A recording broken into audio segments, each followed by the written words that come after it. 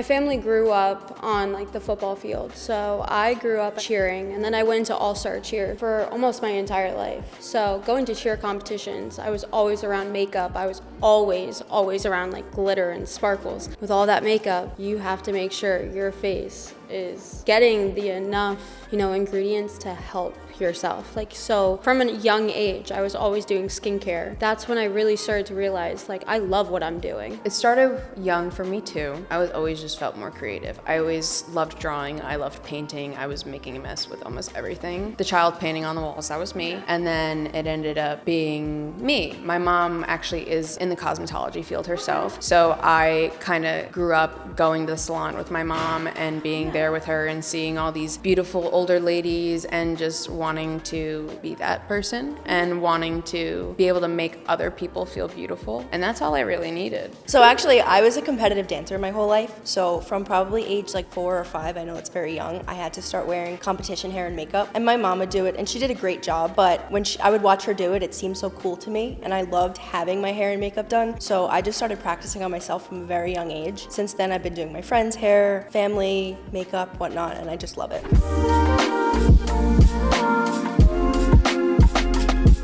I think being at this school, they have like a lot to offer, and there's a bunch of different programs. So you might come for cosmetology, but you're also getting so many more courses that you can take. Yeah, they do really offer a lot, and I feel like they help us a lot with our networking, definitely with Instagram and social media. They repost our things, they follow us, they comment and like. They really are so supportive. I feel like they give you good tools to like network with. So they give you good ideas, they teach you how to kind of advertise yourself in a way. So you have all the tools you need to present yourself as the best you could be. If I'm having an off day and I don't want to talk about school, I don't want to talk about my future, they're also here to be like our therapist. Miss Alyssa the other day to give you sat me down and was like, just talk to me, human to human, what's going on? And I never really got that in my other schools. And now that I have that, I don't want to leave. We leave in a month. And it's too fast. This is depressing. Yeah, I don't want to leave. No, I love do this I. place.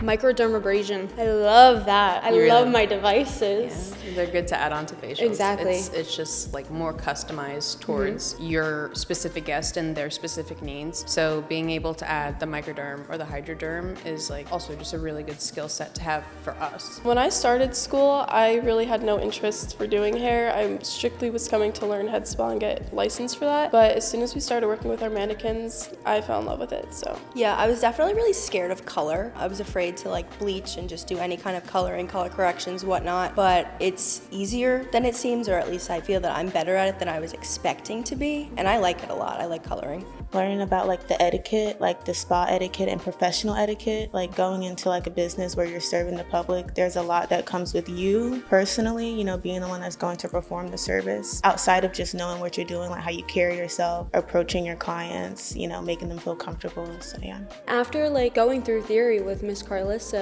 now I feel confident to be able to like go up to a stranger, clients. I'm so confident in being like, okay, let me look at your skin and then let's go from there. You need a microdermabrasion facial, I got you. Let me make you gorgeous.